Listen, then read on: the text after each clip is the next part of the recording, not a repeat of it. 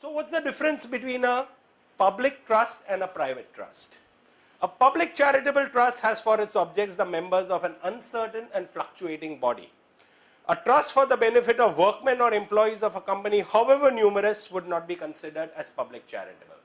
So let us say there is an industrialist who says, I want to, I employ some 5,000 people in my chain of industries. I want to create a trust for their benefit, their spouses, their children.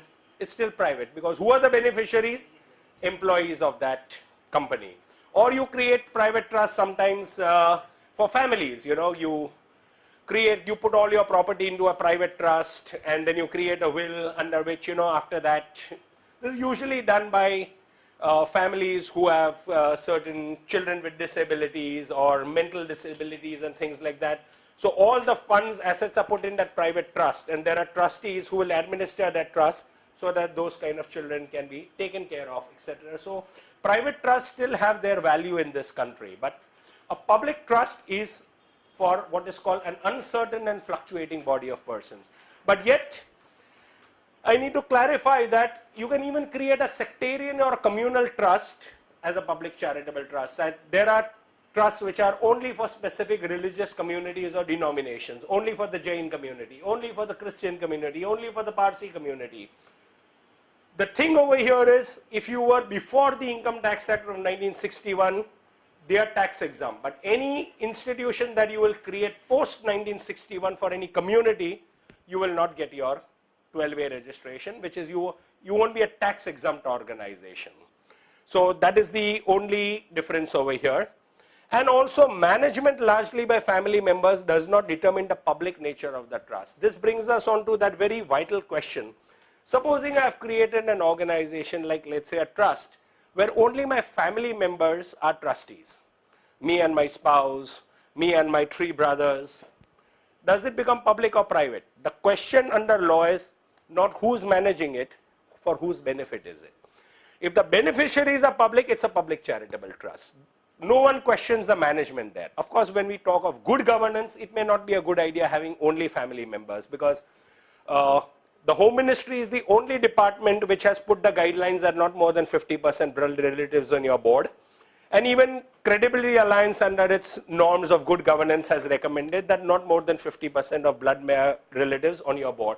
But having said that, under law, you want to register your trust, let's say with the Charity Commissioner in Maharashtra, even if you have 100% family members, the trust can get registered. Income tax also does not have a problem with that. The only stop which has been put over here is by the Home Ministry under its guidelines. It's not even under the act or the rules, but the guideline says you should not have more than 50% blood relatives, and which is acceptable from the point of view of good governance. But having said that, in law, management which is private does not determine the public nature. If your beneficiaries are members of the public, it's a public charitable organization. So clear on that? Now let's get to the nitty-gritty of trust, society, or a company. What is good, what is bad? First of all, let's start in that sequence. Let's start with a trust. A trust offers simplicity and ease in registration processes. It's pretty easy to set up. You just need 2 trustees to create a trust. In law, there is even a concept of a sole trustee, just one. Nowadays in Maharashtra, the department usually insists on minimum 3 to start with. Until 10 years ago, I have myself registered trust with just 2 trustees. But things are constantly in evolution. It is sometimes governed by law, but sometimes by the whims of the officers concerned, whether it's at the Charity Commissioner's department or income tax. So now the norm is you must have at least 3 people, although if you want, say, can I argue in law? Yes, argue in law. Neither under the Act of 1950 nor the rules of 51, anywhere does it say what should be your minimum number of trustees. Nowhere does it say. You can literally start a trust with 1 person if you want, but that's a point of legal argument and we don't get into that. If the department is asking for 3, I think that's a reasonable number. Because why they insist upon 3? Because earlier when you started with 2, let us say 1 resigns or dies or something like that happens, what happens? I mean, you are left with a sole trustee, which is not a good thing under the norms of good governance. So, And in certain states or in New Delhi where there is no charity commissioner, the trust deed can be easily registered with the sub-registrar's office. Now what typically happens, even in a national capital like Delhi, you create a trust, and I have actually done that in the case of a very big trust in Delhi, which is a part of an organization that exists even today in the UK. I'm not taking any names because everything is getting recorded over here. But what is the process in Delhi? There's no charity commissioner. So how do you register a trust in Delhi? All you have to do is create a trust deed. A trust deed is created on a 100 rupee stamp paper. So let us say in the morning at about 9 o'clock you get the trust deed typed and you sign it at about 9:30. 10 o'clock you go to the sub-registrar's office and you register the document over there. 10:30 you are in business. No charity commissioner. If you are in Maharashtra, what do? You have to first make your deed, then there is an application form, there is a consent letters, affidavits, a bunch of other things have to be given. You give it to that department. So they take a week or two to just give you a file number. Process is a very generic term. The file number comes after 1 week or 10 days. Then after that also, this is missing, that is missing. 1 month ago somebody has already done something similar and that is registered, but now somebody is saying, no, this is not good. Then you are put up on the notice board in what is called a notice period. On the notice board to invite objections. No one reads the notice board, no one ever objects, but for 1 month you are up on notice board. Then again you are called for more questioning, etc. On an average it takes 3 to 4 months with good follow-up. No follow-up, it could take a year, it could just sit over there. With good follow-up, 3 to 4 months you get registered over there with the charity. But if you are in the national capital of this country, as I said, 9 o'clock type your deed, 9:30 sign it, 10 o'clock go to the sub-registrar's office, you are registered, you are in business, and sub-registrar doesn't monitor you. Unlike charity commissioner in Maharashtra, where if you want to buy property, take permission. You want to sell property, take permission under section 36. You have change of trustees, file change report. Within 90 days of the change, you have to do all that. You completely bypass one regulating authority in the national capital of this country. Typically also in other states, let's say you are in Karnataka, in Bangalore, or anywhere else over there, is there a charity commissioner? No. It's the same thing. You create the trust deed, go to the, and what is the sub-registrar? Sub-registrar, or what we call the registrar of deeds, just registers your document. So in Bombay you are buying a house and there's property, you go to the sub-registrar to register it. You are undergoing a civil marriage, you go to the sub-registrar's office for that. You are registering your will, you go to the sub-registrar. It's basically a registration of a document. That's it. So a trust in that sense, in a place like Delhi, a day's job. In Maharashtra, 4 months. That too, again I repeat, with good follow-up, otherwise it can 6, 8, anything can happen. So this is how it is. What happens in the case of a society? Okay, trust also offers autonomy in management and administration. An individual may remain a trustee for life and new trustees may be selectively appointed over a period of time. So let us say you are in a place like Delhi, you can even put over there, we are starting with 2 people, because there who's monitoring your minimum maximum number. So in your deed you will say minimum 2 trustees, maximum 5 or 7. You are not required under law to fill up that maximum level for the next 20 years also. No questions asked on that. But supposing you decide that, okay, I want to appoint 1 or 2 more people, it's a simple appointment procedure. You send an invitation letter. We request you to join our board. That person gives a consent letter. Yes, thank you for inviting me. I'm presto, you are a trustee. In Maharashtra state, if you do this, you will also have to file a change report, file it with the department, and you have to go through the procedure of getting the change report approved. And I'll tell you why that has to be done, but let us not jump subjects. Let's go methodically on this. In a society or a section 25 company, there is requirement of a general body of members, periodic elections and AGM. In a trust, trusteeship is by appointment. So these 2 people start it. In the trust deed, you write minimum 2, maximum 5 or 7. Over a period of time, you want to appoint people, you simply appoint. In a society, you have to start with minimum 7 members. The concept is of members. And over time, the 7 may become 17, 70, you can make it even 700 or 7,000. They form what is called a general body. In a society, the general body is supreme. The managing committee or the governing council is at the mercy of the general body in that sense. They elect you and they can even throw you out. So it's a more democratic system. Now you are beginning to see the difference between a trust and a society. In a Section 25 company, what do you do? As I said, you essentially register it first. First, you go through a process of name clearance. You have to go, which is not there in Maharashtra state, in the trust. So I know that in Maharashtra, there are at least 3 to 4 organizations called Pragati Foundation. So 4 of them are at least there. One in Pune, one in Bombay, where if you are a company, they would go through the name clearance process to see whether there is any similar sounding company in existence. This is never checked for trusts and societies. So in a company, you go through the name process. Then you incorporate it either as a private limited company or a public limited company. If it is private limited, then minimum 3 requirement, 3 members. In a public, it is 7. And then you go for that license under Section 25, which is a little difficult to get, and then you drop that private or private limited as a suffix to your company. So that is how you do. In both a society or a company, the process of election would be there, especially if the company is a public limited. As in the case of Center for Advancement of Philanthropy, it is public limited but with Section 25 license. So we've got something like 500 paid up members. So every year we call an AGM. It's a different matter that not many people turn up for it, because after all, we are not a dividend paying company. So what I'm trying to say is, and we have to go through periodic elections. You can have elections once a year, once in 2 years, once in 3 years, but you have to go through. But in a trust, trusteeship is by appointment. Registration of a trust, the application for registration should be submitted to the office of the Charity Commissioner if you are in Maharashtra or Gujarat. The application should be made in the prescribed form. The trust deed should be executed on non-judicial stamp paper. It's usually 100 rupees if you are starting your trust with just 500 rupees.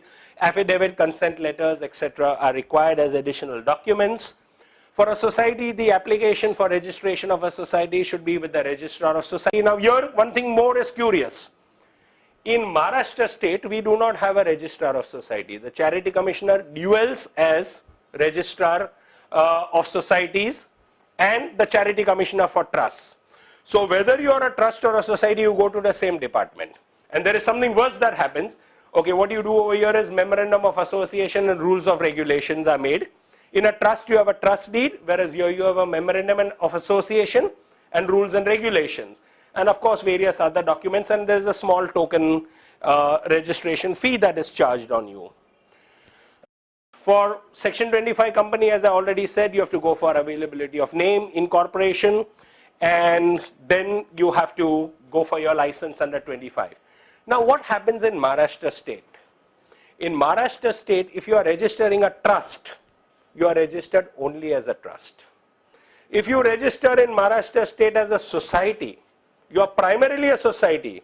But in addition, by default, whether you like it or not, they'll also give you a registration number under the Trust Act.